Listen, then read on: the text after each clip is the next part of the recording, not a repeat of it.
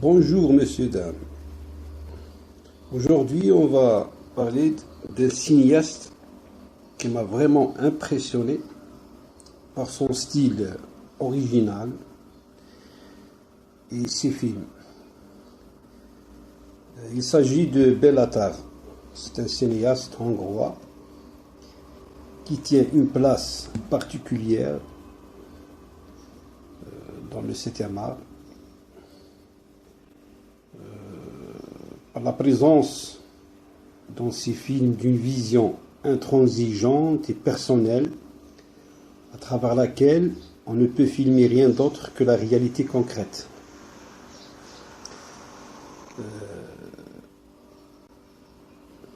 Que par sa volonté de rester toujours au plus près des hommes et de la terre, avec comme fil rouge reliant son œuvre la dignité de l'humain. Il s'agira, à travers cette information que je tenais à la partager avec vous, la particularité de son cinéma, ce qu'il se pose comme une œuvre de la vie au-delà des histoires, traversée dans le cœur de l'humain. Tout d'abord, le cinéaste se distingue par son traitement d'un temps dilaté, suspendu et surtout autonome. Le temps n'est plus instrumentalisé dans une logique de cruauté, autrement dit, dans l'enchaînement des actions qui nécessitent un temps découpé et rythmé. Une autre échelle de temps est l'œuvre dans les films de Béla Tarr comme une temporalité qui s'écoule à l'intérieur du spectateur et qui emprisonne les choses et les êtres qui y sont soumis. L'effort de cet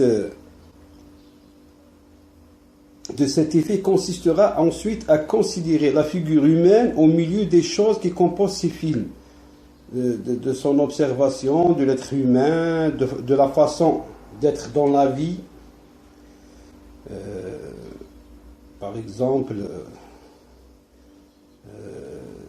ce phénomène, on le trouve dans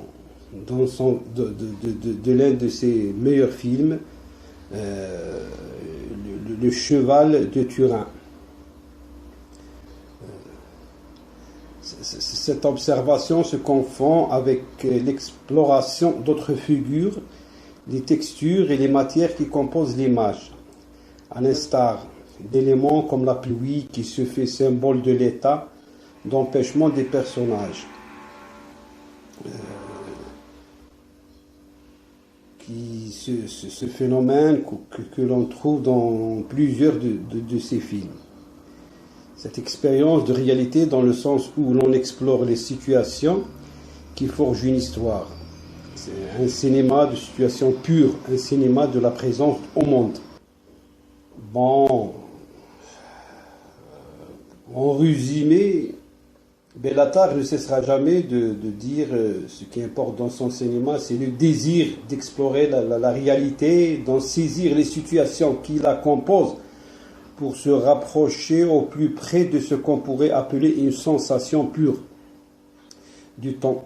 Cette démarche passe par une réconsidération des notions de rythme, de durée et temps, par cette même logique, et délaisser celle d'une causalité narrative, basée sur l'action, la réaction, imposée par les normes du récit. Elle impose par les normes, comme je disais, du récit, et elle repose sur le fait que pour embrasser la réalité d'une situation, il n'y a pas d'autre moyen que de laisser le temps à cette situation d'exister. Il en va de même pour saisir la réalité du temps vécu des individus qui habitent ces situations, c'est-à-dire l'accord entre le temps du plan et celui ressenti de l'expérience vécue réelle, des rythmes du monde dans lesquels l'homme s'inscrit, comme le souligne Jacques Rancière dans son ouvrage Le temps d'après dédié, Jacques Rancière dans son ouvrage Le temps d'après, qui a été dédié à ce cinéaste hongrois. C'est en effet l'exploration de ces réalités qui, va requérir l'exploitation toujours plus poussée des ressources du cinéma, de sa capacité à donner à chaque parole l'espace de sa résonance, à chaque sensation, le temps de son développement. Pour cela, le cinéaste utilise un procédé qui résonne comme une évidence, le plan séquence. Ces films font acte d'une réappropriation du langage, un retour aux essences primordiales de cet art. À l'approche synthétique du cinéma courant s'oppose le naturel poétique du cinéma de Bellatar.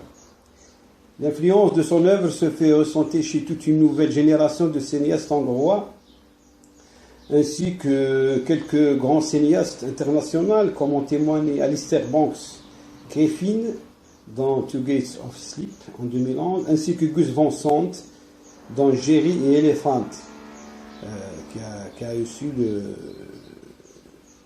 la Palme d'Or au Festival de Cannes.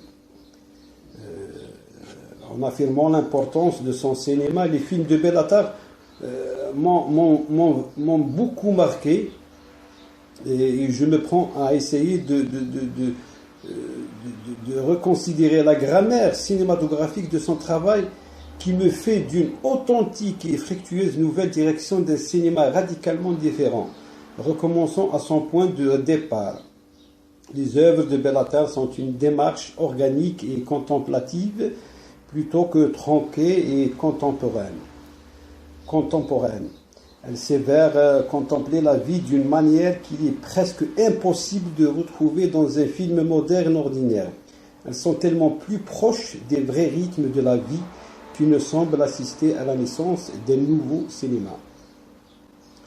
Et pour tout cela, j'ai réalisé ce produit, un petit court-métrage qui regroupe quelques scènes de ces films, ainsi que cette atmosphère poétique et réelle. Alors, je vous remercie et à bientôt. Bon vision. Au revoir.